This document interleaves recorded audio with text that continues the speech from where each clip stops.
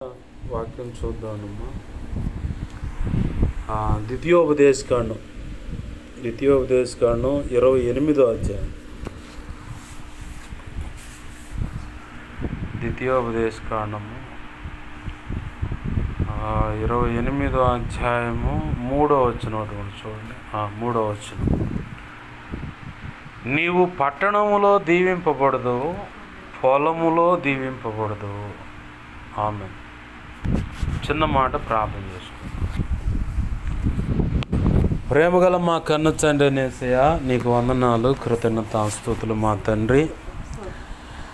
మీరు ఇచ్చిన లేఖనాన్ని బట్టి, లేఖన భాగాన్ని బట్టి నీకు కృతజ్ఞతాస్తుతులు. ఈ లేఖనాన్ని ప్రభువా మీరు విరవండి. లేఖనము చాటున మీరు దాచి ఉంచిన నీ మనసులో ఉద్దేశించుకున్న సంగతులు ఏవైతే ఉన్నాయో వాటన్నిటినీ బయటకు తీసుకొచ్చి మీ పక్షం వహించిన మీ దాసుడి నోట ఉంచండి.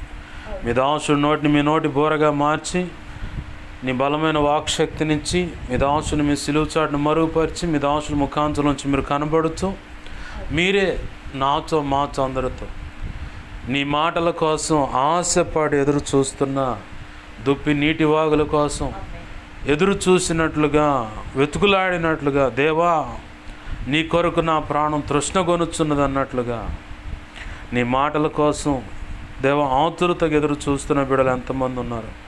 దేవుడు ఈ వాక్యం ద్వారా, ఈ దైవజనుడి ద్వారా నాతో ఏం మాట్లాడతాడని నేను నేర్చుకునేది ఏముంది, నేను బలపడటానికి ఏముంది, నాకు కావలసిన మాటలు ఏముంది అని అయా ఎదురు చూస్తున్న ప్రతి ఒక్కరితో, నీ సంకల్పంలో నిర్ణయింపబడ్డ ప్రతి ఒక్కరితో కూడా దేవా నీవే సూటిగా తేటగా స్పష్టంగా మీరు మాట్లాడు. మా అందరికీ వినగలిగిన చెవును, గ్రహించగల మనసును, లోబడు హృదయాన్ని, వాక్యానుగుణంగా జీవించే కృపను, హృదయ సున్నతిని, దిద్దుబాటు మనసును, నేర్చుకునే శుభగుణ లక్షణమును, నిత్యత్వము చేరు పర్యాంతం వరకు నిత్యం నీ పాద సన్నిధిలో శిష్యరికము చేసే భాగ్యము అనుగ్రహించి, శిష్యులైన సేవకగణముగా తీర్చిదిద్ది, భూదిగాంతల వరకు వెళ్ళి సర్వసంపూర్ణ సత్య సంబంధమైన నీ సేవ, నువ్వు ఇచ్చిన ఈ దర్శన సంబంధమైన సేవ చేసి అందరినీ సంపూర్ణులుగా చేసి మేమును సంపూర్ణ సిద్ధి పొంది క్రీస్తు న్యాయపీఠని ధైర్యముగా మేమంతా ఎదుర్కొని ఆనాడు నువ్వు నిర్ణయించిన బడా మంచి దాసుడా, మంచి దాసురాలా అనే మెప్పు, ఘనత, మహిమ, బహుమతులు అందుకొని నిత్యత్వంలో ప్రవేశించి వధువులో నువ్వు నిర్ణయించిన ఉన్నత స్థానంలో నిలిచి యుగ యుగాలు నిత్య రాజ్య పరిపాలన చేసి నేను మయంపరుచుకునే ధన్యత కలుగునట్లుగా నీ కృపచేత మేము నిలకడగా ఉండి నీ సిలువ నీడలో విశ్రాంతి పొంది హితబోధ అందుకొని మా వంచులో మేము నిలిచి నువ్వు వెలిగించిన దీపం చేతబట్టి ఈ లోకానికి, లోకస్తులకు వెలుగుగాను మార్గం చూపేవారిగా ఉంటూ, ఉప్పుగాను క్రీస్తు దేవ రుచిగాను, క్రీస్తు పరిమళ సువాసనగాను, క్రీస్తు పత్రికలుగాను బ్రతుకుతూ మా ఎదుటించబడిన పరుగు పందెంలో నీ కృపచేత నడుం బిగించి ఓపికతో సాగిపోవచ్చు. గురి అయిన నీవిచ్చిన దర్శనము, నిన్ను గురిగా పెట్టుకొని, నువ్వు ఇచ్చిన దర్శనాన్ని కూడా గురిగా పెట్టుకొని నువ్వు నిర్ణయించిన పని అవచ్చు సమర్థవంతంగా ఏది వదిలిపెట్టకుండా సమస్తాన్ని సంపూర్ణంగా నెరవేర్చి క్రీస్తు న్యాయపీఠాన్ని ఎదుర్కొనేలాగా ఆనాడు నువ్వు నిర్ణయించిన ఆ మెప్పు, ఘనత, మహిమ, బహుమతులు అందుకొని నిత్యత్వంలో ప్రవేశించి వధువులో నువ్వు నిర్ణయించిన ఉన్నత స్థానంలో నిలిచి యుగ యుగాలు నీతో కలిసి నిత్యరాజ్య పరిపాలన చేసి నేను మహింపరుచుకునే భాగ్యం కలుగునట్లుగా మాకు బోధించండి, మమ్మల్ని బలపరచండి. మా చేపట్టుకొని నీ ఆలోచన, నీ మాట చొప్పు, నీ ఆత్మచేతనే మమ్మల్ని నడిపించండి ప్రభువా. దేవా నీ ఉపదేశాన్ని అడ్డగించాలని ప్రయత్నం చేస్తున్న దుష్టుడు, వాడి దూతలు, చీకటి అంధకార శక్తులు, లేదా ఈ ప్రాంతాన్ని పట్టి విరిపిస్తున్నది ఏమైనా ఉన్నా, పూజలు అందుకునే ఏమైనా అడ్డుపడుతున్నా వాటన్నిటి విషయంలో వాటి ప్రభు నీ మహాపునరుద్ధాన శక్తులు యేసు నామములో బంధిస్తున్నాం, లయపరుస్తున్నాం. దేవా ఇదిగో తండ్రి విసిరి నిత్య నరకానికి విసిరి కొడుతున్నాం. అక్కడే వాటి ప్రభు ఇప్పుడే యేసునామం లయమైపోను కాక. అయ్యా నా చుట్టూరు, మా చుట్టూరు, మేమున్న ఈ గృహం చుట్టూరు, ఈ కాలనీ, గ్రామం, పట్టణం సమస్తం చుట్టూరు, ఈ ప్రార్థనలు ఏకపిస్తున్న వారందరి చుట్టూరు, గృహాల చుట్టూ, సమస్తం చుట్టూరు, ప్రాంతం సమస్తం చుట్టూ నీ సిలువ రక్తపు కంచెను, రక్షణ కంచెను, అగ్ని కంచెను చుట్టూ కంచె, నీ దేవదూతలు అగ్నివంటి రథములు సైన్ సమం చుట్టూ కావలి కొంచెం. అయ్యా ఇదిగో తండ్రి దేవా నీ చేతి నీడ దాచిపెట్టి నీ మహిమేగా ఇక్కడ ఆవరింపచ్చాయి. దేవా నీవే అగ్నిపుర కంచెగా చుట్టూ నిలవండి ప్రభు. నీకు అనుదృష్టి ముఖాన్ని తేజమని వెలుగు సన్నిధి కాంతి మాపై ప్రకాశింపచ్చు. సర్వోన్నతుని శక్తి నన్ను మమ్మల్ని కమ్మునుగాక. నీ మహిమ తేజ ప్రభావం ఇక్కడి నుంచి నువ్వు కోరు నలుదిక్కులు ప్రభులు వెళ్ళునుగాక. దేవా జకరియా గ్రంథం 2:5 నీవే అగ్ని ప్రాకారం యెషయా 50:10 నీ చేతిని దాచిపెట్టు ప్రభా, నువ్వు మాతో ఉండు ప్రభా, నీకు స్తోత్రాలయ్యా. ఈ ఇంటిని సినాయి పర్వతంగా మార్చు, స్తుతి సింహాసనాసనుడు నాతో మీరు ఉండండి ప్రభు, మాకు బోధించండి అయ్యా. నీ పక్షం వహించిన నేను బలహీనుడు, ఎంత బలహీనుడు నీకు బాగా తెలుసు. నీ మీద అనుకున్న నీ కృప మీద ఆధారపడ్డ నా సమస్త అవిధేయతలు, అతిక్రమ దోషాలు, పాప దోషాలు, ఆజ్ఞాతిక్రమలు ఒప్పుకుంటూ నాలో నువ్వు కోరుకున్న పరిశుద్ధత అనుగ్రహించమని బతిమలాడుతున్నాను అయ్యా. పరిశుద్ధ శిలువ రక్తం నన్ను కడిగి పవిత్రపరచు, శుద్ధ జలంతో కడిగి పవిత్రపరచు, ఆనంద తైలాభిషేకం నన్ను ఎత్తి ఇంకనూ గొప్పగా ఉంచు. పరిశుద్ధ ఆత్మగిలి నన్ను పుట్టమే శుద్ధ సువర్ణంగా నన్ను మార్చి, పరలోక శుద్ధ సువర్ణ తైలం ఇంకనూ గొప్పగా నా మీద ఉంచు. మత్తయి 10:1-8-20 నీ కృప నాకు తెచ్చు. ఇర్మియా 1:9, 10, 18, 19 నీ కృప నాకు తెచ్చు. యెషయా 57:16 నీ కృప నాకు తెచ్చు. హెస్కేల్ 2:1-2 నీ కృప మాకు అందరికీ తెచ్చు. అపోస్తుల కార్యం 4:27-37 నీ కృప నాకు తెచ్చు. సమస్త విషయాలు చూడు నడిపించును మాత్రం మహిమ పొందమని అయా. లేఖనం ద్వారా ఇదిగో దేవా మాతో మీరు మాట్లాడమని బతిమలాడుతూ నీవు ఇచ్చిన లేఖనాన్ని బట్టి కృతజ్ఞతాస్తుతులు చెల్లించి నీ నామాన్ని గొప్ప చేసుకుంటూ నీ నామాన్ని మహింపరచుకున్న మమ్మల్ని చేతులకు అప్పచెప్పుకున్నాం మా తండ్రి. Amen amen. ప్రభునందు సమకూడిన మీ అందరికీ ప్రభు యేసుక్రీస్తు వారి పేరిట నా హృదయపూర్వకమైన వందనాలు. ప్రభునందు సమకూడిన ప్రభునందు ప్రియమైన దేవుని వారలారా గమనించండి. చదువుకున్న లేఖన భాగంలో ఏముంది అది అక్కడ మాట, నీవు పట్టణంలో దీవించబడదు, పొలములో కూడా దీవించబడదు.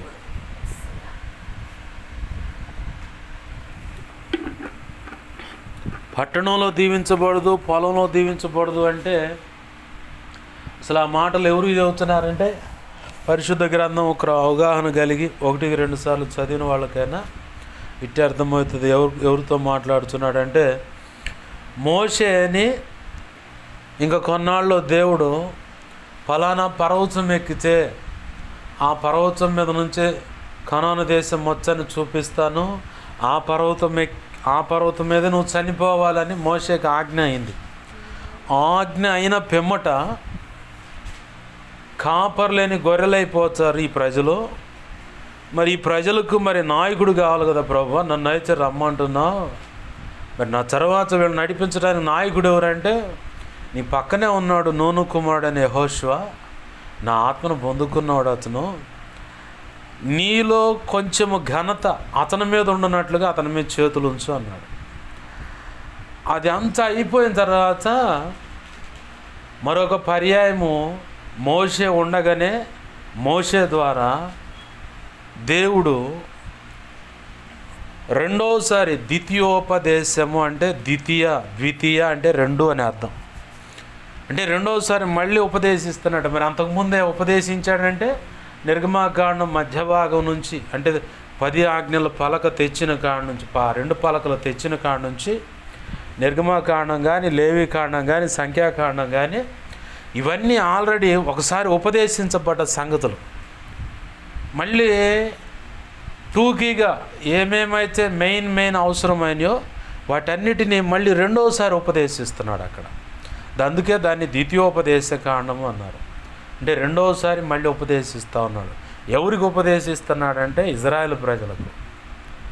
దేవుని యొక్క పరిపూర్ణమైన వ్యక్తిత్వము, సౌందర్యము, ఆయన ప్రజల విషయంలో ఆయన కోరిక ఎలాంటిదన్న సంగతి మోషే ద్వారా ఇజ్రాయేల్ ప్రజలందరికీ అందించబడింది.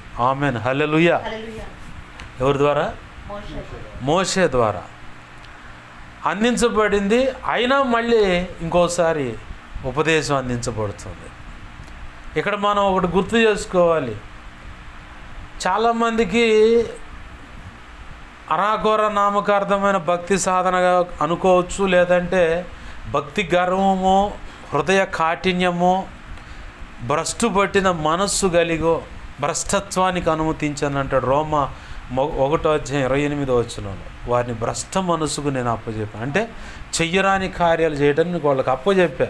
వాళ్ళు ఎంత నీచమైన పనులు చేసినా దేవుడు మెలకుండా చూస్తూనే ఉంటాడు. అంటే హృదయ గర్వము, కాఠిన్యము, తిరుగుబాటు చేసే స్వభావం,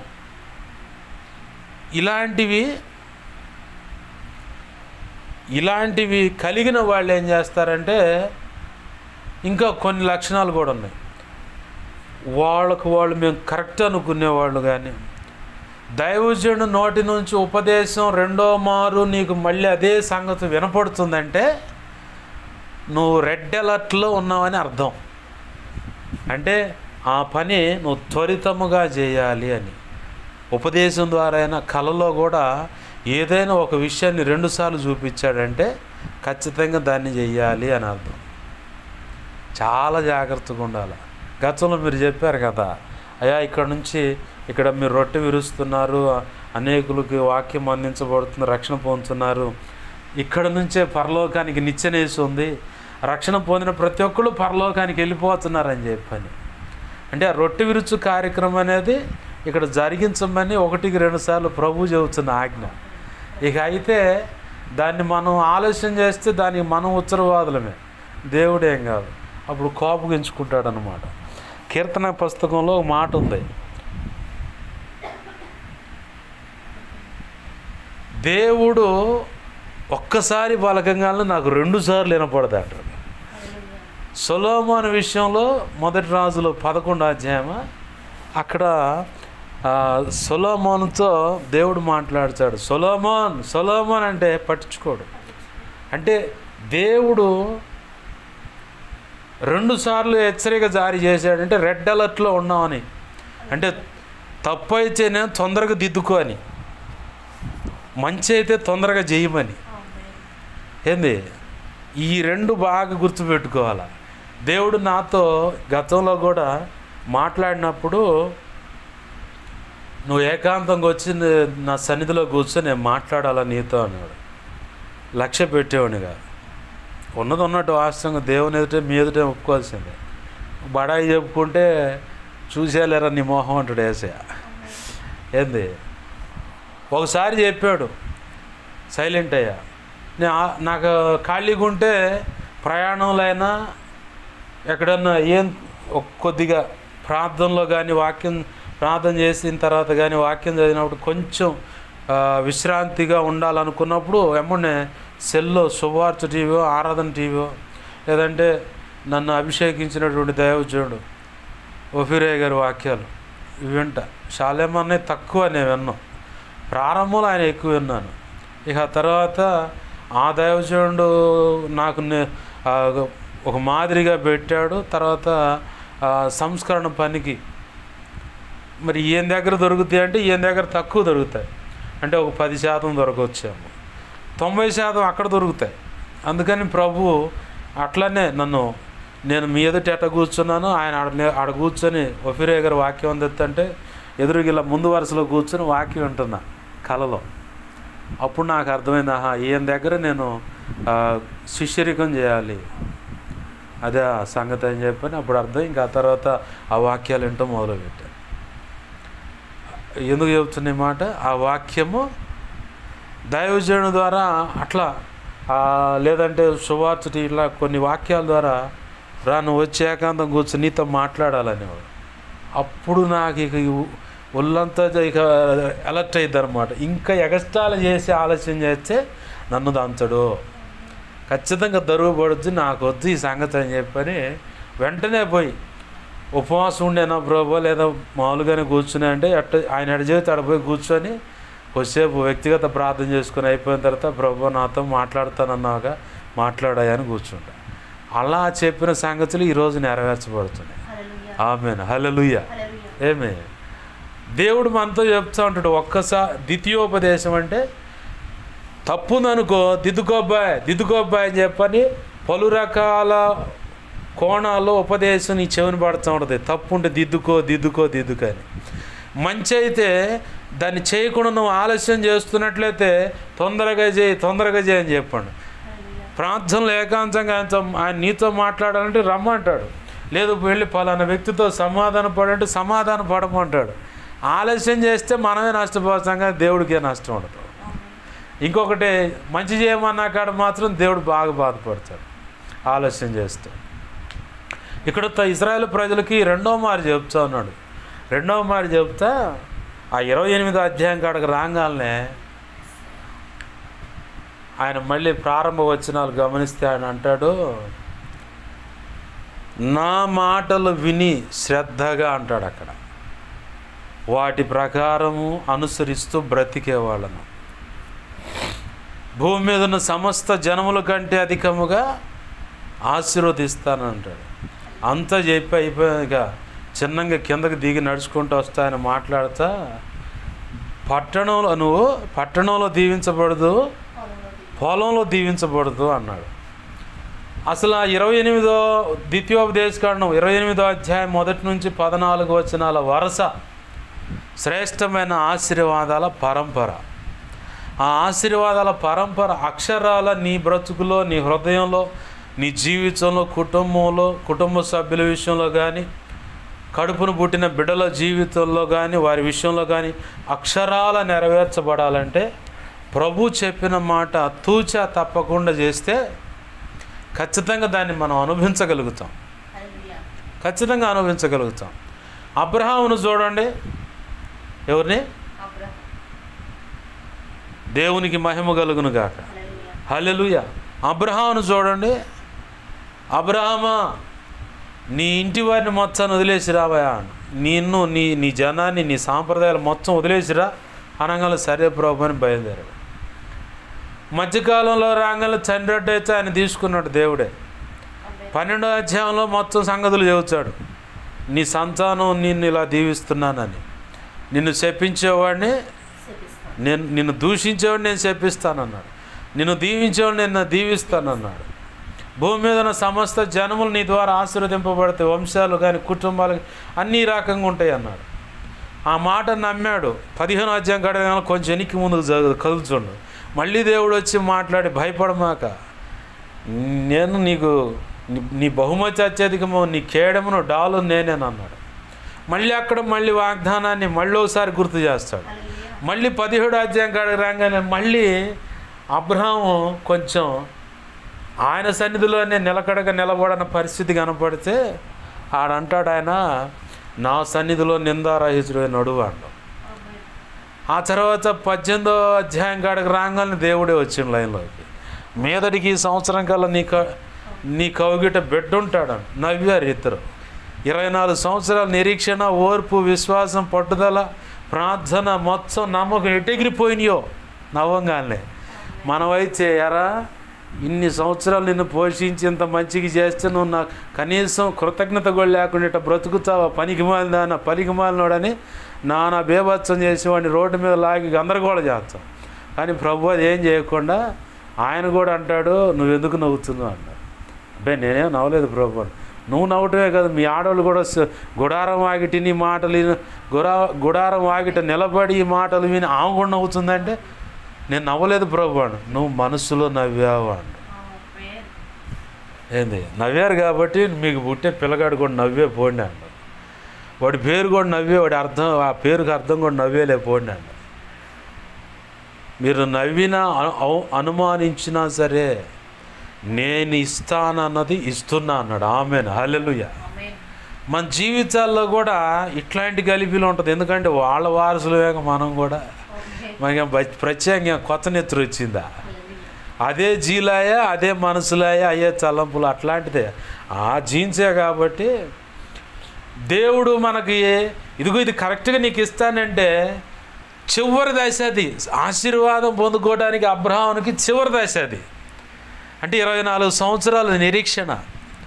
మన జీవితాల్లో కూడా దేవుడు ఒకవేళ ఒక మాట ఇస్తే 1 సంవత్సరం అయి ఉండొచ్చావు నీకు మాట ఇచ్చి, 2 సంవత్సరాలు అయి ఉండొచ్చావు, 3 సంవత్సరాలు, 4 సంవత్సరాలు, 5, 6, 7, 8, 9, 10 లేదా 11, 12, 15, 20, 30 ఎన్ని సంవత్సరాలన్నా గడవని దేవుడు ఒక మాట నీకు ఇచ్చాడంటే ఆ మాటకు ఆయన కట్టుబడిపోతాడు. ఇక అరెస్ట్ వారెంట్ అనమాట. ఇక ఆయనకి నన్ను నమ్మారు నా బిడ్డలకు నేను ఇవ్వకపోతే ఇంకెవడిస్తాడని ఆయన అంతే కుదుడుగా కదిలాడకుండా ఇక అంచె ఉండిపోతాడు ఆ మాట మీద. ఆ మాట మీద నిలిచాడు కాబట్టి 95వ కీర్తన 105వ కీర్తనలో 20వ వచనమా, యోసేపుకి ఇచ్చిన మాట నెరవేర్చబడటానికి ఆ మాటగా పరిశోధిస్తుందంట అతన్ని. అది ఎంత తొందరగా నెరవేరుద్దామని అతని వెనకాల పడి తిరుగుతుందంట ఆ మాట. అంటే వాక్యమైన యేసయ్య యోసేపుకు తోడై తన జీవితంలో నేను ఇది చేయబోతున్నాన్న సంగతి నెరవేర్చడానికి యోసేపు పక్కనే ఉండి తొందర పెడుతున్నాడంట ఆయనే. అంత తొందర పెడితేనే 13 సంవత్సరాలు పట్టింది. ఇప్పుడు అబ్రహాంకి తొందర పెడితేనేమో 24 సంవత్సరాలు పట్టింది. ఇప్పుడు మనకి దేవుడు ఏదైనా ఒక మాట ఇచ్చాడు, ఇన్ని సంవత్సరాలు అయింది. ఇప్పుడు అబ్రహాంకి ఎంత తేడా, 24వ సంవత్సరం నిరీక్షణకు 24వ సంవత్సరం వచ్చింది. ఆయన దేహానికేమో 99వ సంవత్సరం వచ్చింది. వాళ్ళ ఆడవాళ్ళ దేహానికేమో 89వ సంవత్సరం వచ్చింది. అంటే 10 సంవత్సరాలు తేడా వీళ్ళిద్దరికి. పిల్లగాడు పుడితే 100 సంవత్సరాలు వస్తాయి. ఈ ఒక్క సంవత్సరం కాడికి వచ్చేసరికి నవ్వుతున్నారు వీళ్ళిద్దరు. అంటే 24 సంవత్సరాలు, 75వ సంవత్సరం అప్పుడు పిలిచిండు దేవుడు. ఈ 24 సంవత్సరాల నిరీక్షణ, ఓర్పు, పట్టుదల, విశ్వాసంతో కూడిన ప్రార్థన మొత్తం మనమైతే ఈడ్చిదాన్ని అటు వెళ్ళిపోతాం. కానీ ప్రభు కాబట్టి, ప్రభు మనసుని ఎరిగినోడు కాబట్టి అబ్రహాం కూడా నిలబడ్డాడు, సిగ్గుపడలా. రోమాపత్రిక అదే సాక్ష్యం ఇస్తుందిగా. దేవుడు తానిచ్చిన మాట ఖచ్చితంగా అక్షరాల నెరవేరుస్తాడని అబ్రహాం విశ్వసించాడు. మృతతుల్యమైపోయిన దేహాలు అంటే పిల్లల గంటానికి అసాధ్యమైన పరిస్థితి. మనకు ఒకవేళ మన జీవితాల్లో ఎవరికైనా, నా ఈ మాటలు వింటున్న ఎవరికైనా సరే, ఆడపిల్లలకైనా లేదా ఒక ఆడగూతురు, ఒక యవనస్తురాలు, పెళ్లి కాని పిల్లకైనా, పెళ్ళైన పిల్లలైనా, ఈ పిల్లలు పుట్టరు. ఇక నీకున్న రోగాన్ని బట్టి, నీకున్న సమస్యలను బట్టి నీకు పొరపాటును కూడా పిల్లలు పుట్టరు అని సర్టిఫికేట్ వాడు చేస్తే దాన్ని తిరగబెట్టాలి మనం. ఏపో నువ్వు చెప్పేది ఏంది, నా యేసయ్య నన్ను కొనుక్కున్నాడు, నేను ఆయన సొత్తుని, ఆయన నాకు పరిపూర్ణమైన ఆరోగ్యం ఇచ్చాడు, పరిపూర్ణమైన ఆరోగ్యం కలిగిన పిల్లలని నాకు ఇచ్చాడని విశ్వాసంతో ఆడ మాట్లాడాలి. ఆ విశ్వాసమే కలిగి దేవుని పాదాలు పట్టుకొని ప్రార్థనలో పెనుగులాడాలి.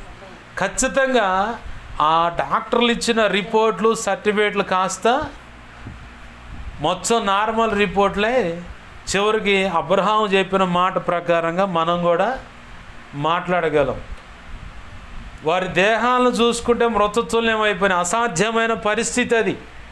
కానీ దేవుడు ఉన్నదాన్ని లేనట్టుగాను, లేనిది ఉన్నట్టుగాను చేయగల సమర్థుడై ఉన్నాడని విశ్వసించి, వారు విశ్వసించిన ఆ విశ్వాసాన్ని బట్టే ఇస్సాకు అనే నవ్వు అనే ఆశీర్వాదాన్ని వారు పొందుకోగలిగారు. ఒకవేళ నా ఈ మాటలు వింటున్న వాళ్ళు కుటుంబంలో భర్త మాట వినని పరిస్థితి, కోర్టు సమస్యల, పోలీస్ స్టేషన్ సమస్యల, తొందరపడి చేసిన పొరపాటును బట్టి బిగుచుకున్నటువంటి కోర్టు సమస్య, లేదంటే పోలీస్ స్టేషన్ సమస్య, ఇక ఏదైనా లేదంటే ఇక ఆస్తులు గొడవల, భార్యాభర్తల దాంపత్య జీవితంలో గొడవల, లేదంటే మాట వినని పిల్లలు కూడా మాట వినని కూడా తిరుగుబాటుగా ఎలా పడితే అలా బ్రతుకుతూ ఉంటారు. ఒకవేళైతే కొడుకు, అయ్యా నా కొడుకు మాట వినట్లేదయ్యా అని చెప్పని, వాడు సస్యమీర ఇంట్లోకి రావట్లేదు, ఇంట్లో తినట్లేదు, అంతా వాళ్ళ ఫ్రెండ్స్ దగ్గర చుట్టాలు ఇళ్ళ కాడ ఉంటా ఉన్నాడు, అసలు ఏం అలీం కావట్లేదు అనవచ్చు. ఆడపిల్లలకు వచ్చేసరికి, అయ్యా నా పిల్లలు ఇట్లా ప్రేమ అని చెప్పని ఆ స్నేహితులు ఈ స్నేహితులు అని పురుషుల దగ్గర స్నేహితులే ముచ్చట్లయ్యా, లేదంటే స్త్రీల దగ్గరే స్నేహితురాలని వాళ్ళతో ముచ్చట్లు పెట్టి చెడుగా బ్రతుకుతున్నారు. అలా బ్రతుకుతున్నారేమో అని చెడుగా ఒకవేళ బ్రతుకుతున్నారని అనుమానం అయ్యా అని చెప్పని చాలామంది ఏడుస్తూ ఉంటారు, ప్రార్థన చేస్తూ ఉంటారు. అయ్యా నా భార్య మారాలని ప్రార్థన చేస్తూ ఉంటారు, అయ్యా నా భర్త మారాలయ్యని ప్రార్థన చేస్తూ ఉంటారు, అయ్యా నా కుటుంబంలో ఈ అప్పుల నుంచి విడిపించబడాలయ్యా, ఈ సమస్య నుంచి బయటపడాలయ్యా అని చెప్పని వారి హృదయంలో ఉన్న ఆవేదన, వారు ఎదుర్కొంటున్న ప్రతి ఇరుకు, ఇబ్బంది, కన్నీరు, దానికి కారణమైన సమస్య, పరిస్థితుల నుంచి విడిపించబడాలని చాలామంది కన్నీరు విడిచి ప్రార్థన చేస్తుంటారు. కొంతమంది ఏమో లాటరీ టికెట్ అలా ఆ పని జరిగితే దేవునికి ఎంతో కొంత కానుక ఇచ్చి ఏదో ఒకటి ఇచ్చి కృతజ్ఞతాస్తుతులు చెప్పి చేతులు దులుపుకొని వెళ్ళిపోదాం అనే పరిస్థితికి వస్తారు. మరికొంతమంది అయితేనేమో కృతజ్ఞత కలిగి దేవుడు చేయకపోతే, దేవుడే కనుక మా పక్షంగా నిలబడకపోతే మా బ్రతుకులు ఏమైపోతాయి, మేమేమైపోయేవాళ్ళం అని చెప్పని కృతజ్ఞత కలిగి బాప్తిసం పొంది నమ్మకంగా జీవితాంతం తనకు సహకారులుగా, దేవుని యొక్క స్నేహితులుగాను, దేవుని యొక్క ప్రియమైన బిడ్డలుగా బ్రతుకుతారు.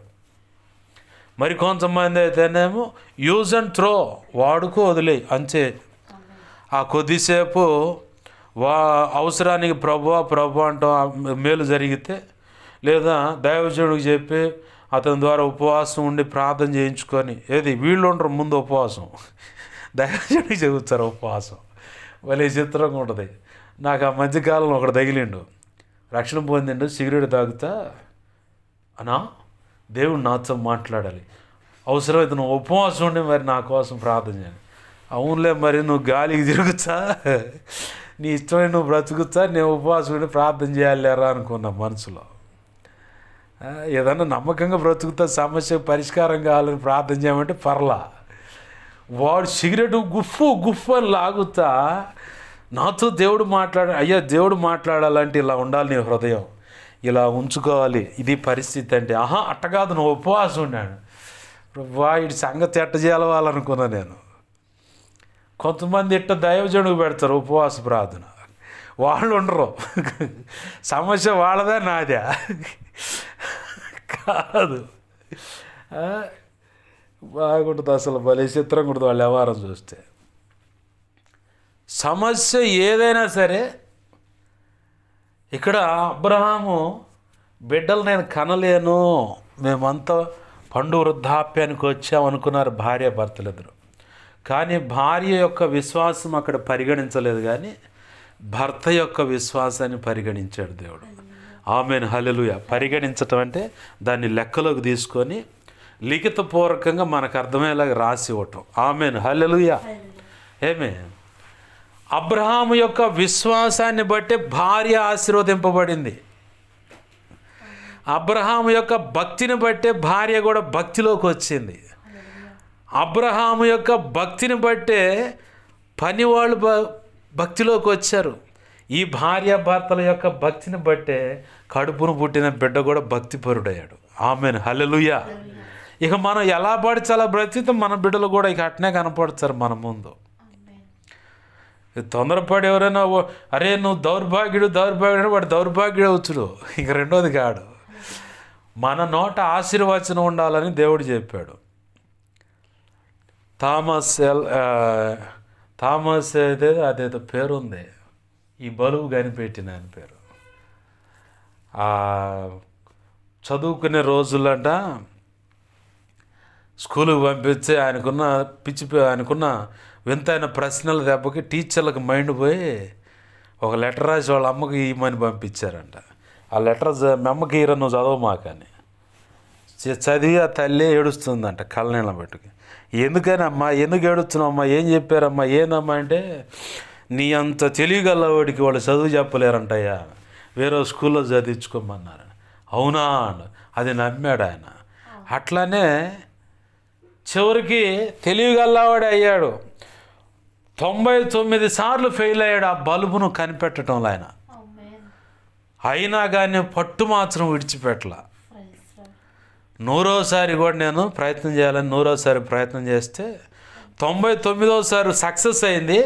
అరే దీన్ని దేశపోయి పలానా చోట బెటర్ అని సహకారికి ఇచ్చోడు పగలు కొట్టిండు. ఎట్లుంటుంది మనకైతే?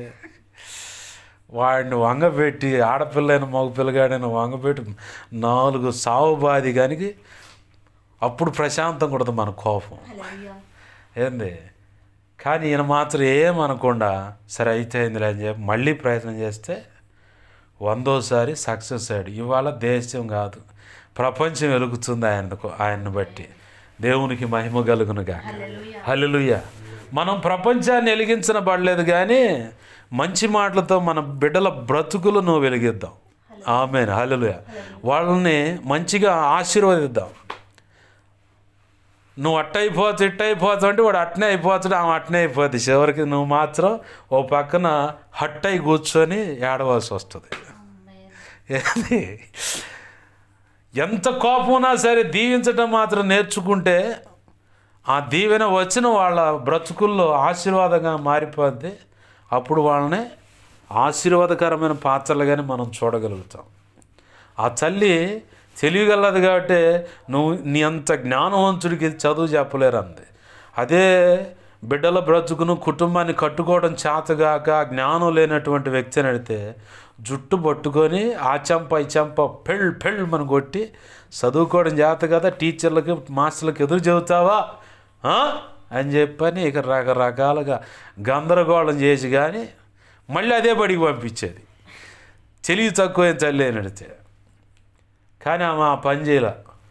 మంచి మాట చెప్పింది. ఆ మాట ఆ బిడ్డ హృదయంలో నాటింది. తన తల్లి ఆ కాలం చెల్లిన తర్వాత ఆ పెట్టెలో ఏమేమి ఉన్నాయని దోలాడుకుంటే చిన్ననాడు తెచ్చిన లెటర్ ఉంది. అది చదువుకొని నేర్చుకోండి అంట ఆయన.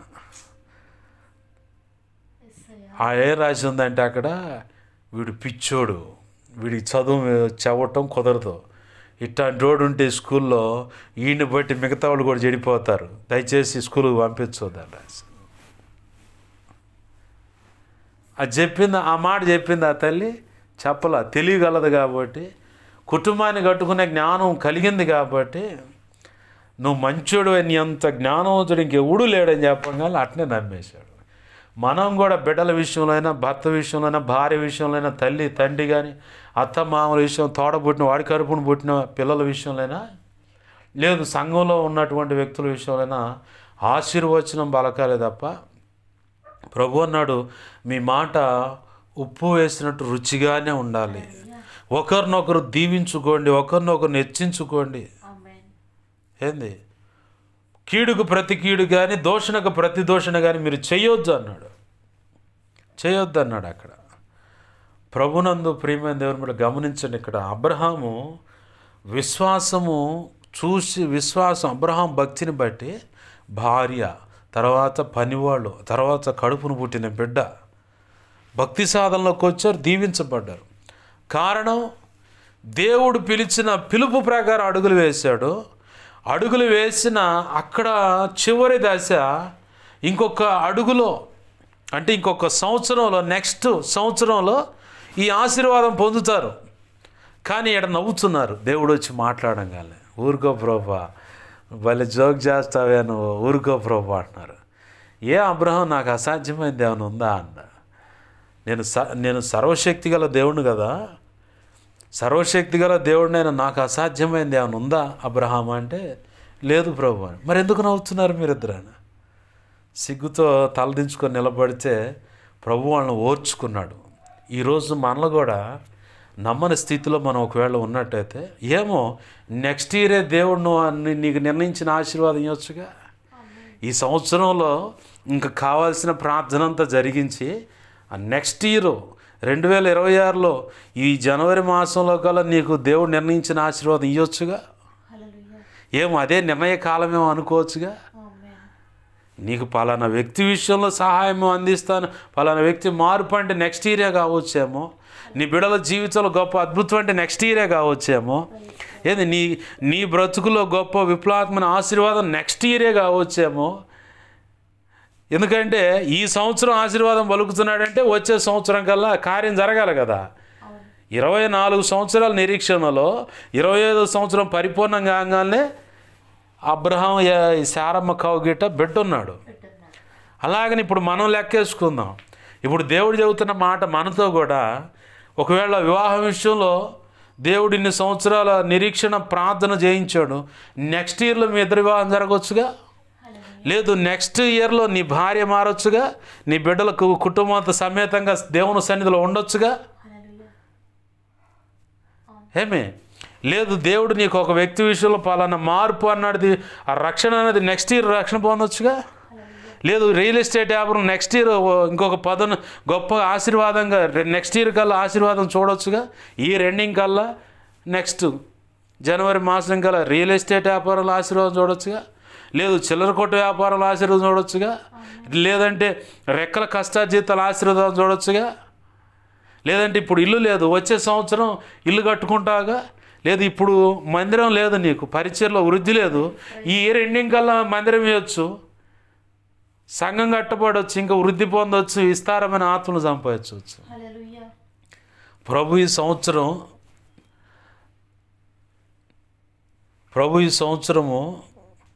31 ఫస్ట్ నైట్ వాచ్నైట్ సర్వీస్ లేదు నాకు. ఇంట్లోనే కూర్చున్న 11:30 దాకా అంతే ఉన్నా. తలస్నానం చేసి ఈ అరగంట సేపు అయిన దేవుని సన్నిధిలో ప్రార్థన చేసుకొని సమాధానం పడదా అని చెప్పని కూర్చున్న ఇంట్లోనే తలుపులు వేసుకొని. ఇంటి ఎదురు మందిరం వాళ్ళు వచ్చి తెల్లారి భోజనానికి చేస్తే మా అమ్మకి ఈ రాత్రే భోజనానికి రమ్మంటే అర్థమైంది. నాకు డౌట్ కొట్టింది, ఏదైతే అదేందిలే, రమ్మన్నారు కదా, నువ్వు ఆ మందిరం కాడకు పోయి కూర్చో, నేను ఇంట్లో కూర్చుంటా అని చెప్పని ఇంకా ఆమెను అడుగు పంపించి ఇంట్లో కూర్చున్నా. లైవ్లో ఫీరయ్య గారి వాక్యం స్టార్ట్ అయింది. అది వింటా ఉన్నా, మధ్యలో వచ్చేప్పుడో వింటా ఉన్నాను. ఎయిర్ ఎంటర్ అయింది. ఎంటర్ కాగానే ప్రభు నాతో మాట్లాడుతూ ఉన్నాడు. ఇక దేవుడు చెప్పిన మాటలన్నీ వింటా ఉన్నాను. విన్నప్పుడు దేవుడు చెప్పిన మాట ఏంటంటే, వచ్చే ఈ ఇయర్ ఎండింగ్ కల్లా, అంటే December 31 ఫస్ట్ వాచ్నైట్ సర్వీసు నేను నీకు ఇచ్చిన మందిరంలో జరుగుద్దాడు. దేవునికి మహిమ కలుగును. హల్లెలూయా. ఏంది ఇంకో మాట కూడా చెప్పాడు, నీ వాళ్ళని ఎవరిని కూడా నువ్వు పోగొట్టుకోవాడు. వాళ్ళ ఎవరికన్నా ఏదన్నా అయిద్దేమో నువ్వు భయపడుతున్నావేమో, ఎవరికి ఏం కాదు, ఎవరిని పోగొట్టుకోవాలి. దేవునికి మహిమ కలుగును గాక. హల్లెలూయా. ఎప్పుడైతే ఆ విషయాలు దేవుడు నాతో చెప్పగానే ఇప్పుడు నేను నమ్మాలా వదిలేయాలా? ప్రభు ఇచ్చిన మాట అన్నమాట. ఇప్పుడు నాకైతే ఈ విషయాలు చెప్పాడు. చాలా సంగతులు, ఇంకా కొన్ని సంగతులు చెప్పబడి ఉన్నాయి. గతంలో తండ్రి సన్ని పరిచయ విషయంలో చెప్పిన ప్రవచనాలు ఉన్నాయి. ఇట్లా అది ఇయర్ ఎండింగ్లో, అంటే న్యూ ఇయర్ ఎంట్రన్స్లో చెప్పిన మాటలు అవి. ప్రభు చిత్తంలో అవి తెలుసుకోవడానికి ప్రభు కృపనిచ్చాడు. ఇక్కడ ఈ మాటలు ఎందుకు నేను పరిచయం చేయడానికి ప్రభు కృపనిస్తూ ఉన్నాడంటే, నీకు ఏదైనా ఒక మాట ఇచ్చాడంటే,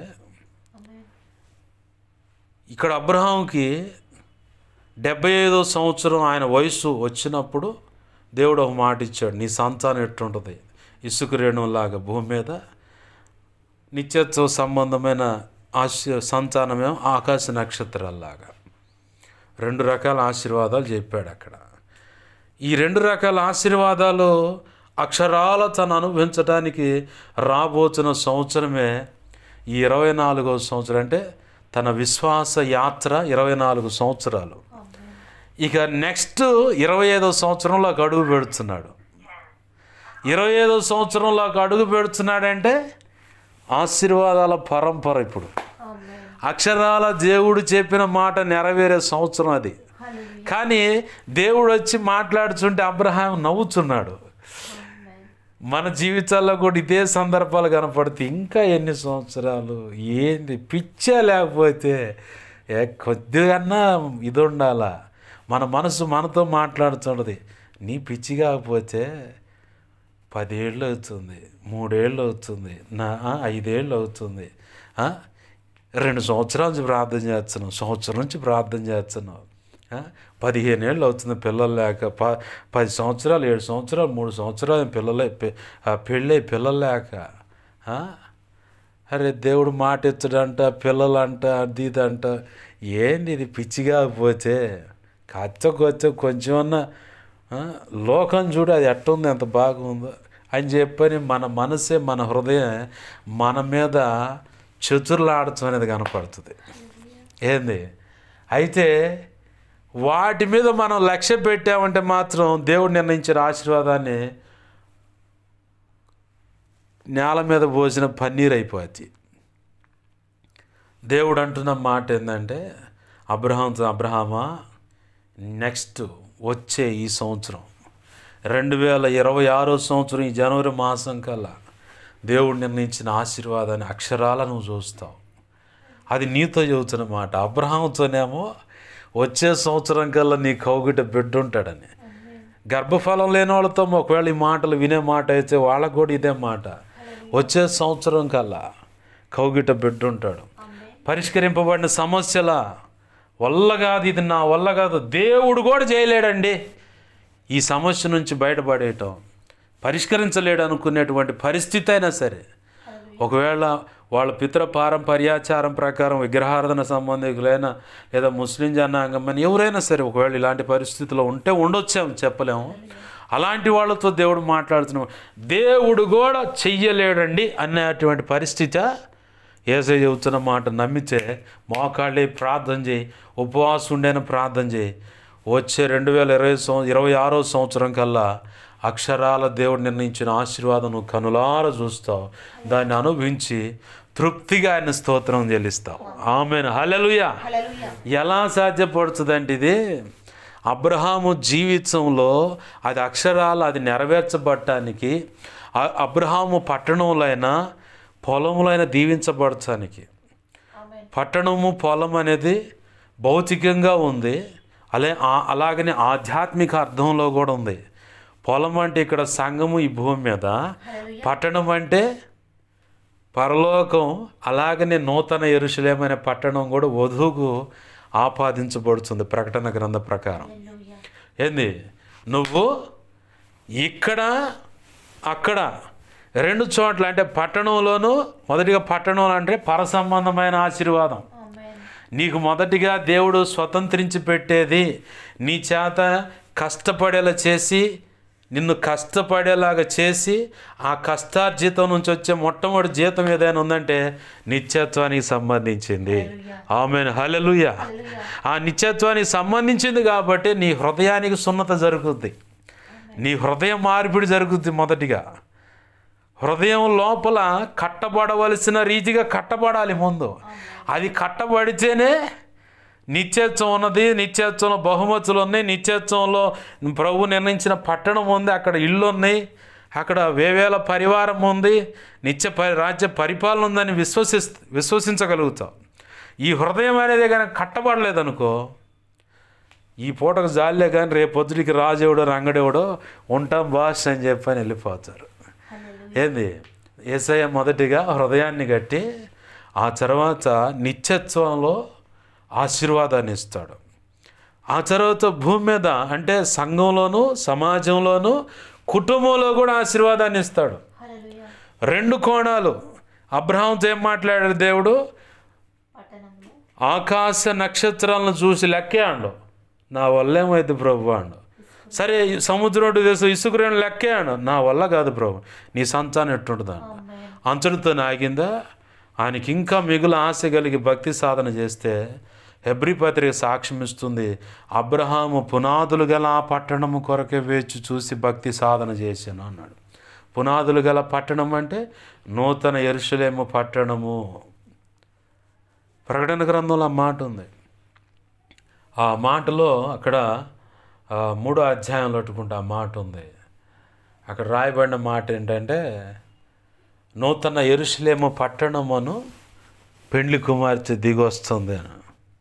అంటే వధువు ఎవరంటే భక్త సమాజం అంతటి చేత నిర్మించబడిన నూతన యెరూషలేము పట్టణం. ఆ పట్టణం అన్నమాట. అసలు అర్థం ఏంటంటే ఆమె లేఖనానికి అనేక కోణాలు, అనేక అర్థాలు ఉన్నాయి. అనేక అర్థాల్లో అసలు సిసలైన అర్థం ఏంటంటే, పైన ఉన్న యెరూషలేము పట్టణంలో నువ్వు దీవించబడతావు. భూమి మీద ఉన్న పొలం అంటే సంఘం, నువ్వు ఉన్న ఇల్లు, నీ వ్యక్తిగత జీవితంలో ఉన్న హృదయము, నీ దేహంలో ఉన్న హృదయం ఒక పొలం, నీ జీవితం ఒక పొలం, మీ దాంపత్య జీవితం ఒక పొలం, బిడ్డలతో కలిగిన కుటుంబం ఒక పొలం. ఏంది, గృహం అనేది ఒక పొలం, నువ్వు ఉండే సమాజం అనేది ఒక పొలం, పట్టణం, రాష్ట్రం, దేశం, అలాగనే నీకు కలిగిన పంట పొలం కూడా ఒక పొలమే. ఇలా పొలాన్ని అంటే సేద్యము చేసే అవకాశం ఉంది పొలానికి. నీ హృదయంలో కూడా సేద్యము చేసి, యేసయ్య సేద్యం అంటే వ్యవసాయం చేసి, ఏమన్నా కలుపు మొక్కలున్నా, ఆ ఎండిపోయిన మొక్కలు ఉంటే కలుపు రెల్లుతారు కదా. వెళ్ళారు మీరు పనికి? పొలంలో మెట్ట పనికి పోతే మేము పోయి అనలేను. మెట్ట పొలానికి ఏం చేస్తాడంటే రైతు మొదటిగా బొచ్చల సెట్టు కానీ నాగల సెట్ అని ఉంటుంది. బొచ్చలు అంటే అవి తిరుగుతూ ఉంటాయి ప్లేట్లు లాగా, దాన్ని బొచ్చల సెట్ అంటారు. ఇంకోటి నాగల సెట్ ఉంటుంది. ఈ పెద్ద నాగళ్ళు చిన్న నాగళ్ళు ఉంటుంది, గొర్రు కూడా ఉంటుంది. గొర్రు వేరు, నాగళ్ళు వేరు, బొచ్చుల చెట్టు వేరు. ఈ మెట్ట పొలాన్ని వ్యవసాయం చేసే రైతు ఏం చేస్తాడంటే పత్తి కానీ మిరప కానీ ఏదన్నా ఏం కానీ పొలాన్ని నాగళ్ళతో తిరగేస్తాడు. నాగలు వస్తూ ఉంటే ఇటు నుంచి లేపే ఆ మట్టి ఇటు తిరగబడుతూ ఉంటుంది, తిరగేస్తాడు కావాలని. వేసిన తర్వాత తొలకరి వర్షం పడిందాక దాని జోలిపోడు. తొలకరి వర్షం పడంగానే అప్పుడు చిన్న గుర్రుతో మూలసాళ్ళు సాలిరవాలు అంటారు. ఇటు ఒక వరుస వేస్తారు, అడ్డం నిలువేస్తారు, దాన్ని సాలిరవారు అంటారు. ఆ తర్వాత మూలసాళ్ళు వేస్తాడు.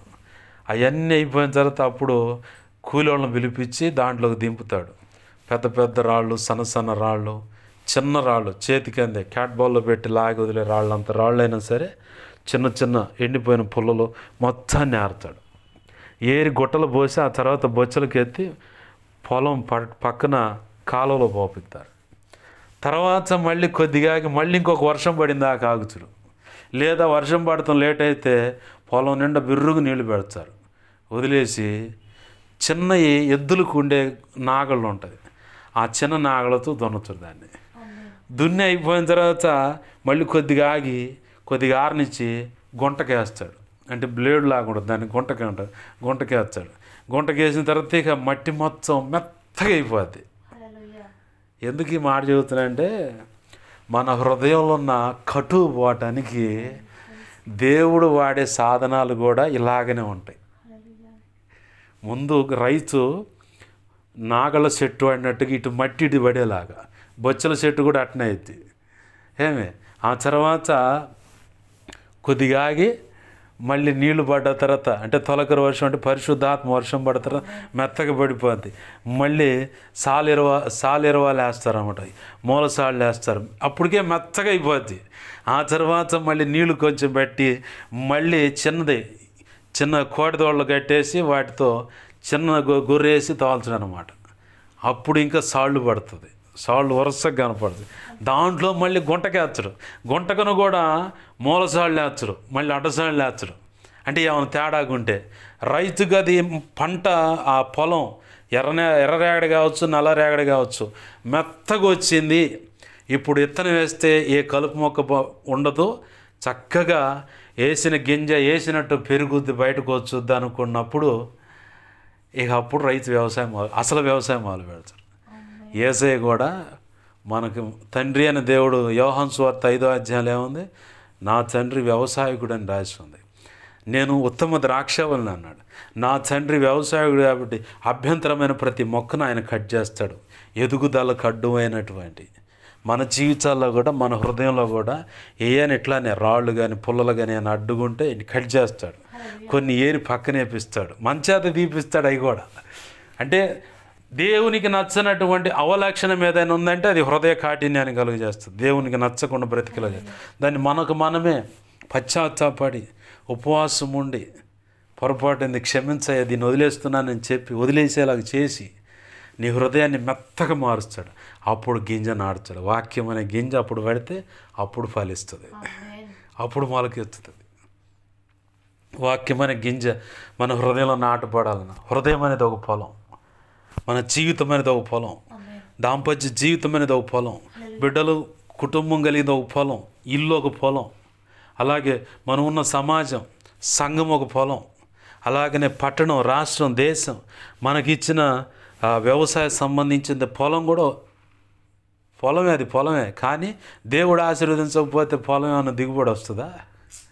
అలాగనే మన రెక్కల కష్టార్జితం కూడా ఒక పొలమే. ఇట్లా ఏ కోణంలో చూసుకున్నా కానీ ప్రభు అంటున్నాడు, ఈరోజు మనతో పట్టణంలో దీవించబడతావు, పొలంలో కూడా దీవించబడతావు. అయితే ఇక్కడ ఇంకొక కండిషన్ ఏంటంటే, ప్రారంభ వచనాలను గమనిస్తే ఆయన మాటలు చొప్పున అదేముందో చూడండి. అక్కడ క్షమించండి, ద్వితీయోపదేశకాండం 28వ అధ్యాయం, నా మాటలు ముగిస్తాను. నీవు మొదటి వచనం, నీ దేవుడైన యెహోవా మాట శ్రద్ధగా విని నేను నీకు ఆజ్ఞాపించుచున్న ఆయన ఆజ్ఞలన్నిటిని అనుసరించి నడుచుకొనిన ఎడల నీ దేవుడైన యెహోవా భూమి మీద ఉన్న సమస్త జనముల కంటే నిన్ను హెచ్చించును. నీవు నీ దేవుడని యెహోవా మాట వినిన ఎడల ఈ దీవెనలన్నీ నీ మీదకి వచ్చి నీకు ప్రాప్తించును. అంటే నువ్వు అనుభవిస్తావు. ఆమేన్, హల్లెలూయా. ప్రభు అంటున్న మాట ఇక్కడ ఆజ్ఞలు అన్నాడు. యెహోషువతో కూడా, యెహోషువ 1వ అధ్యాయము 5వ వచనం కాను చూస్తే, నేను నీకు ఇచ్చే ధర్మశాస్త్రాన్ని జాగ్రత్తగా చదువు, ధ్యానించు, కుడికి కానీ ఎడమకు కానీ కదిలిపోమాక ఇదే మార్గంలో నడువు అన్నాడు. కీర్తనకారుడు 1వ అధ్యాయంలో ఏం చెప్పాడు? అక్కడ కూడా అదే మాట చెప్పాడు. ధర్మశాస్త్రాన్ని దివారాత్రులు ధ్యానించువాడు, దాని ప్రకారం బ్రతికినవాడు ఆకు వాడక నీరు కట్టి నీరు ఎక్కడైతే ఉంటుందో అక్కడ తన ఏరు బాధపడుతుంది. ఇక ఎప్పుడు నిత్యం పచ్చగా ఉంటుంది అన్నమాట. ఇదే మాట మళ్ళీ అదే మాట ఇర్మియా గ్రంథంలో కనపడుతుంది, యెహోషువ గ్రంథంలో యెహెజ్కేలు గ్రంథంలో కూడా 2 చోట్ల కూడా కనపడుతుంది. దేవుని మాట విని అడుగులు వేసిన వాడు పచ్చని ఒలీవ మొక్క. ఎందుకు ఈ మాట అంటున్నానంటే, ప్రభు ఇచ్చిన మాట అక్కడ ఉంది. పచ్చని మొక్క వలె ఉంటాడు అతను అని చెప్పి, ఎప్పటికప్పుడు దిగుబడి ఇచ్చేటువంటి ఫలములు ఇచ్చేటువంటి మొక్కగా ఉంటాడు అతను అని ఉంది అక్కడ. ఇర్మియా గ్రంథంలో యెహెజ్కేలు గ్రంథంలో అట్టుకుంటుంది ఆ మాట. అయితే ఈ మాట గురించి పచ్చని ఒలీవ మొక్క అనే మాట కాడ నేను 128వ కీర్తనలో దేవుడు ఈ సంవత్సరం వాగ్దానాలు ఇచ్చిన వాటిలో పరిచర్యకి యెషయా 62వ అధ్యాయం 3వ వచనం పరిచర్యకి ఇచ్చాడు. యోహాను సువార్త 5వ అధ్యాయం 35వ వచనం మొదటి భాగంలో అతడు మండుచు ప్రకాశించుచున్న దీపమై ఉండేను అన్నది నేను ప్రతి సంవత్సరం 3 సంవత్సరాల నుంచి ఇది 4వ సంవత్సరం దేవుడు నిర్ణయించిన జీవిత భాగస్వామిని మా ఇద్దరి విషయంలో తీయటం అలవాటు చేశాడు దేవుడు. దాని ప్రకారం యోహాను సువార్త 5వ అధ్యాయం 35వ వచనం మొదటి భాగంలో అతడు మండుచు ప్రకాశించున్న దీపమై ఉండెను. తర్వాత చరణాన్ని కూడా పాట చూస్తే అక్కడ దేవుడు మాకు నిర్ణయించిన, అంటే సంస్కరణ పరిచర్య కాబట్టి దానికి నిర్ణయించిన పని, దానికి తగ్గట్టు ఆడ మాటలు పొందుపరిచి ఆడ రాయించాడు. తర్వాత వ్యక్తిగతంగా నా విషయాన్ని అడిగేసరికి అక్కడ 23వ కీర్తన మొదటి వచ్చిన యెహోవా నా కాపరి అని చెప్పాను, లేమి కలుగుదని చెప్పాను, ఆ మాట ఇచ్చాడు. ఇక కుటుంబానికి వచ్చేసరికి 128వ కీర్తనలో జీవిత భాగస్వామి గురించి కూడా అక్కడ వ్యక్తిగతంగా అడిగిన దాంట్లో నీ భార్య ఫలించుడు ద్రాక్షవల్లి అని. ఈ మాట నన్ను చాన్నాళ్ళ నుంచి వెంటాడేది. ఓ రోజు ఆల్నైట్కి పోయా, నీ భార్య ఫలించుడు ద్రాక్షవల్లి, నీ పిల్లలు నీ భోజనం చుట్టూ నీ భోజన బల్ల చుట్టూ ఉంటారు, నీ పిల్లలు ఒలీవ మొక్కల వలె ఉంటారని చెప్పని ఆ మాట రాస్తున్నది ఆన్లైన్లో ఒకరోజు చిలకలూరిపేటలోనే ఆన్లైన్లో ఒకరోజు ఒక్కటే వాగ్దానం ఉంది.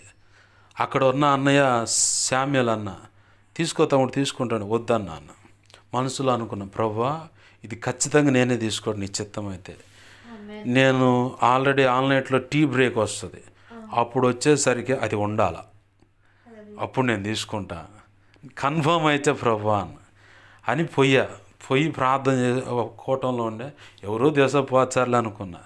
నేను మనసులో అనుకున్న ప్రార్థన అంతే ఉందిగా, రాగానే క్యాలెండర్ మీద ఎగబడదు. అందరు క్యాలెండర్లు అంటూ ఉన్నారు, తీసుకుంటా ఉన్నారు. గతం ఎప్పుడో జరిగిన సంగతులు, ఇప్పుడు కాదు అది. నేను పోయి ఆ వాగ్దానం చూడగానే ఎమ్మండే శామ్యుల్ అన్న ఆ వాగ్దానం ఎమ్మండే మూసిపెట్టాను. ఏం తమ్ముడు అర్జెంటుగా దాన్ని మూసిపెట్టు, ఎవరో ఒకళ్ళు ఎత్తకపోతారన్న.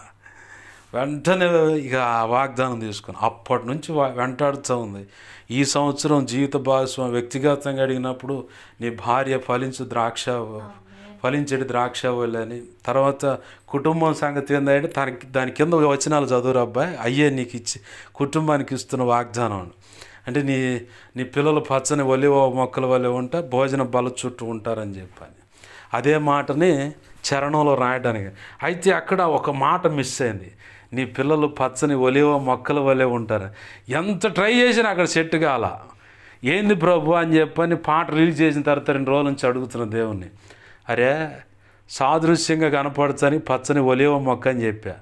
అరే నీ భోజనపు బల్ల చుట్టూ మా పిల్లల నుంచి అని రాయించే కదా, ఇప్పుడు నా భోజన బల్ల చుట్టూ నీ పిల్లలు ఉంటే వారు ఎలా ఉంటారా అండ. ఎమ్మని గోపులు పగిలినాయి. నిత్యం సారం ఎదజల్లే పాత్రలుగానే ఉంటారు తప్ప ఎక్కడ కూడా ఏది ఉండదు. మరి ఆడ మాట అదే కదా రాసింది. ఇంకా ఒలివ మొక్కని పట్టుకుంటుంది ఏందిరా అండు. ఏంది దేవుడు అసలు ఆశ్చర్యకరంగా ఆ పాట రాయించడం. ఇప్పుడు ఆ ఒలివ మొక్క వలె ఇది సాదృశ్యమే, కానీ యేసయ్య ఒలివ మొక్క కనపడతా అంటే పచ్చగా. ఆయన ఏమన్నాడు, నేను నిత్యం జీవించువాడిని అన్నాడు. ఒలివ మొక్క కూడా చావు లేదు, అది పచ్చగా అంతే ఉండదు. ఆ మానులాగా పెరుగుద్ది తప్ప అది ఎప్పుడు కూడా ఆ ఎండిపోవటం ఈ సెక్షన్ లేదు. ఎప్పుడు పచ్చగా ఉండదు ఒలివ మొక్క, దానికి చావు లేదు. అది నాకు సాదృశ్యంగా చూపించిన మొక్కరా అండు. ఓ అమ్మో ప్రభు క్షమించయ్యా అని చెప్పాను. ఏమే ప్రభు మహా ఉచిత కృప. దేవుడు ఈరోజు మనతో మాట్లాడుతున్న మాట ఏంటంటే, ఆయనతో అంటుకట్టుబడి ఆయన చెప్పినట్లు కనుక మనం అడుగులు వేయగలిగితే, దేవుడు అబ్రహాము జీవితాన్ని సాదృశ్యంగా మన ఎదుట పెట్టి మనతో మాట్లాడుతున్న మాట, ఏమో ఇప్పుడు దాకా నిరీక్షణ ఉంచావు, ఓర్పు ఉంచావు, పట్టుదల ఉంచావు, ప్రార్థన చేసావు, దేవుడు ఖచ్చితంగా కార్యం చేస్తాడు నమ్మి ఇన్ని సంవత్సరాలు అడుగులు వేసావు కదా, మరి ఈ ఒక్క సంవత్సరం ఎందుకు ఆ ఓపిక పడలేకపోతున్నావు? మన జీవితాలను మనం తొంగి చూసుకుంటే మనకు ఏదో ఒక విషయంలో దేవుని ఎదుట ఇలాంటి అభ్యంతరం ఉంటుంది. అవునా? ఖచ్చితంగా నా ఎబ్బేబే లేదు పాస్గా నా దగ్గర అట్లాంటిది ఏం లేదంటే అది అంత అబద్ధం, అది అంత అబద్ధం. ఎందుకంటే దేవుడు హృదయ అంతరంద్రియంలో నెరిగిన దేవుడు కాబట్టి ఆయన మాట్లాడుతున్న మాట ఎప్పటి వరకు ఓపిక పెట్టావు? ఈ యొక్క అవకాశం ఎందుకు ఉపయోగపెట్టుకోకూడదు? నువ్వు ఈ ఒక్క సంవత్సరం ఎందుకు నిరీక్షించకూడదు? యేసయ్య నీ మీద కోపడతలేదు కదా. ఆ పచ్చని ఒలివ మొక్క దగ్గర పోయి, అంజూరపు చెట్టు దగ్గర పోయి ఆకులు చేస్తేనే పచ్చగా ఉన్నాయి, ఫలం లేవు, ఇక ఎప్పుడు గాయకుందు కాకుండా అట్నే పోయింది, అది ఎండిపోయి. అట్టంటలేదుగా ప్రభు మనతో.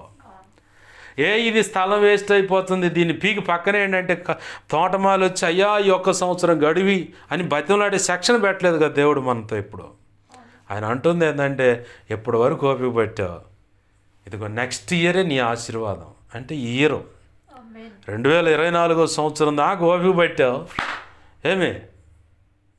ఏం చేసావు? ఈ 2025 సంవత్సరం నువ్వు అక్షరాలు దాన్ని అనుభవించబోతున్నావు.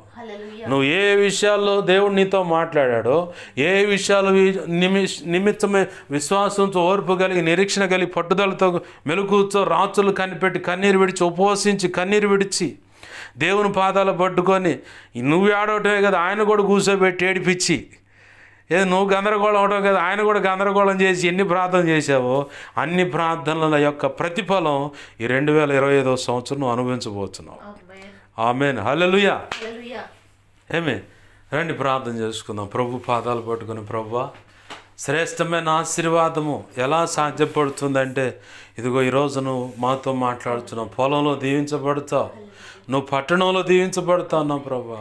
అయా కనికరించిన ప్రభు. ఎలా అంటే, నా మాటలు నేడు నీవు శ్రద్ధగా విని వాటి ప్రకారంగా నా ఆజ్ఞలను అనుసరించి నువ్వు నడుచుకొని బ్రతికిన ఎడలా ఖచ్చితంగా నువ్వు పట్టణంలో దీవించబడతావు, పొలంలో దీవించబడతావు.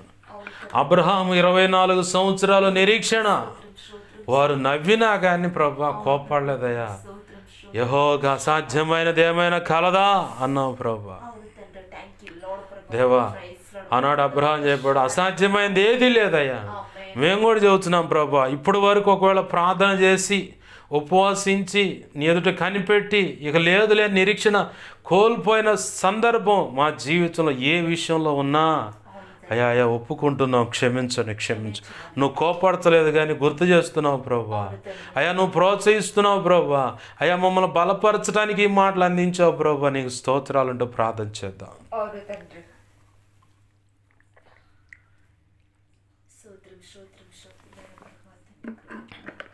ప్రేమగల మా తండ్రి, నీ మాటలు విని ఎంతమంది నీ బిడ్డలు ఏదేవా నీ దేవా, నీ బిడ్డలు ఎంతమంది దేవా నీ పాదాలు పట్టుకున్నారు.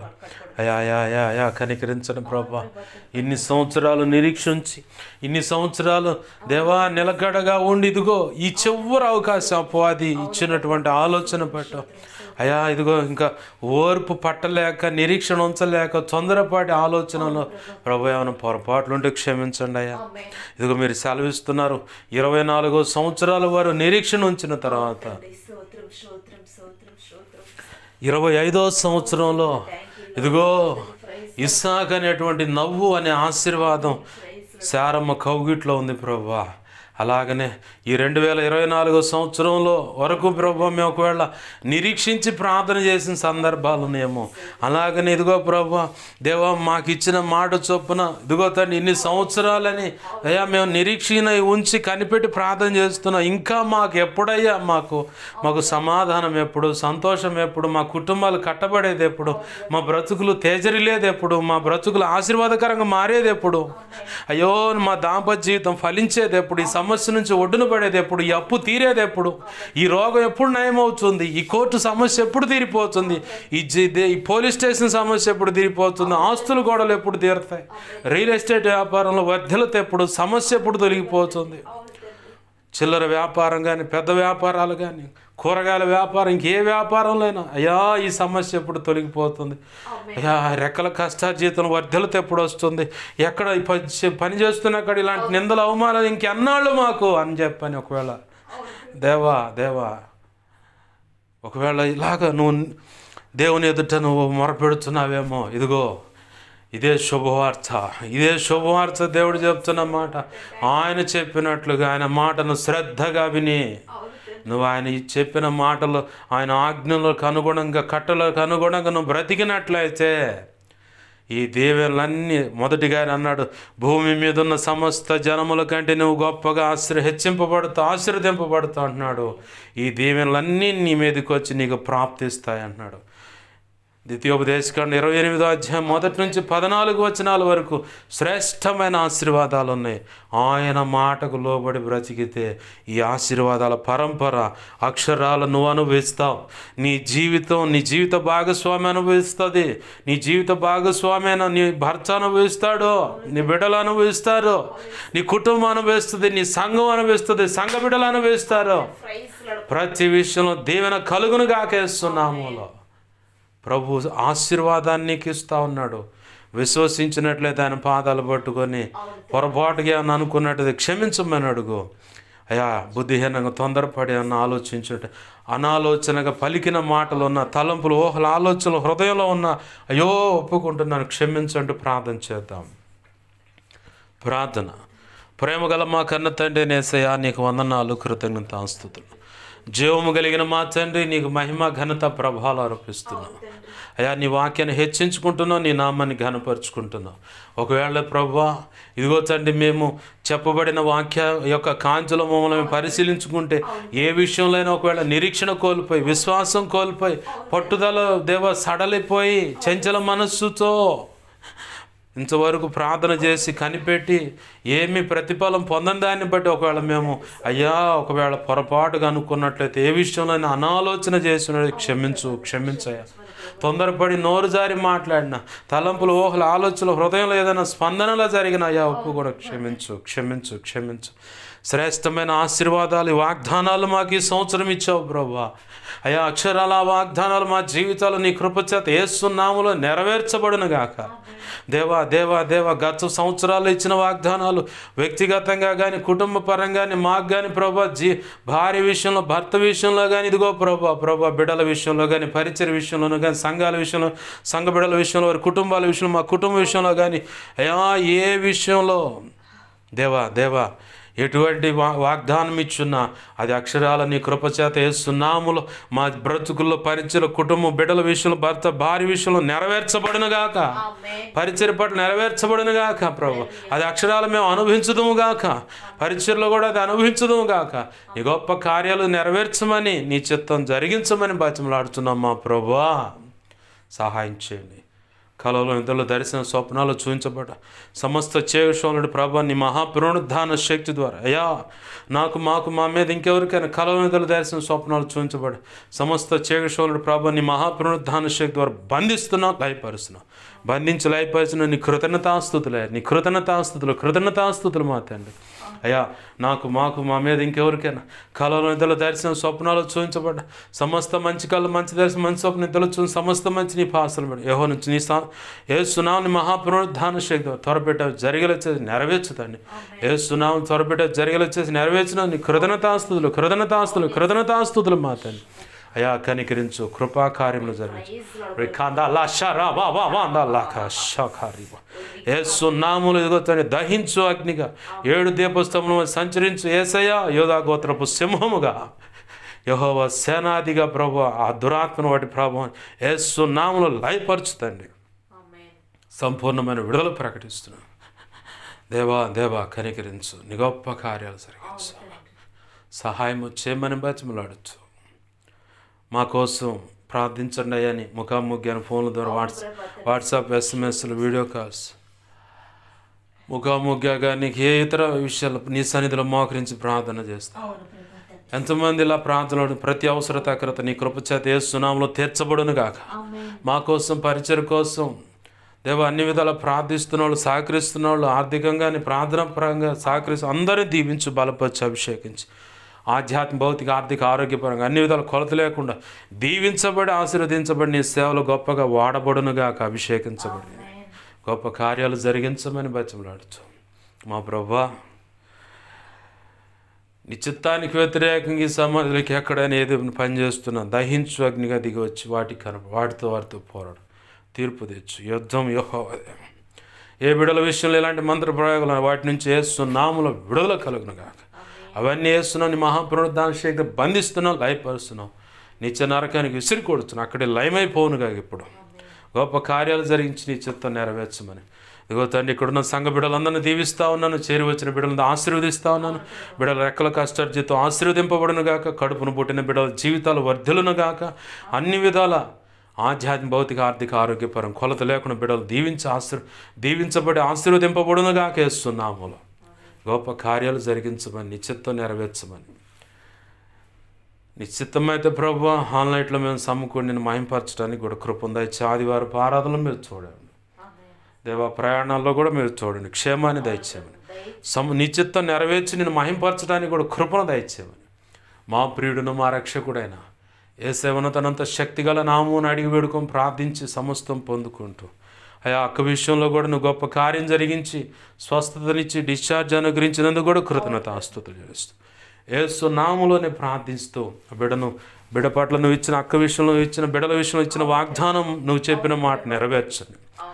మార్కు సువార్త 1వ అధ్యాయం నువ్వు ఇచ్చి అది నెరవేర్చు ప్రభు, బిడ్డను రక్షించు, గొప్ప కార్యాలు జరిగించమని, నీ సేవలో వాడుకోమని, అన్ని విధాలు అన్ని విషయాలు కృప అనుగ్రహించమని. నీ కృప ద్వారానే స్వస్థత ఇచ్చినందుకు డిశ్చార్జ్ జరిగించినందుకు కృతజ్ఞతాస్తుతులు చెల్లిస్తూ బిడ్డలు అందరినీ చేతులకు అప్పచెబుతూ 2 తిమోతి 1వ అధ్యాయం 12వ వచనం ప్రకారం ఆ ఘడి వరకు కాపాడే సంవత్సరం రుడిగా నమ్ముతూ సంఘ బిడ్డలను ఇక్కడున్న సంఘ బిడ్డలను చేరి ఉన్న వారిని ప్రార్థనలు ఏకీపిస్తున్నాయి, ఇక ముందు ఏకీపించబోదు అందరినీ చేతులకు అప్పచెప్పు, నన్ను మమ్మల్ని నీకు అప్పచెప్పుకుంటూ ఆ లేఖనం ప్రకారం అప్పచెప్పుకుంటూ మా ప్రియుడు మా రక్షకుడు అని యేసేవను తనంత శక్తిగల నామమును అడిగి వేడుకొని ప్రార్థించి సమస్తం పొందుకొని బిడ్డలను దీవించి ఆశీర్వదించి చేతులకు అప్పచెప్పి నేను మహింపరచుకున్నాం మా తండ్రి.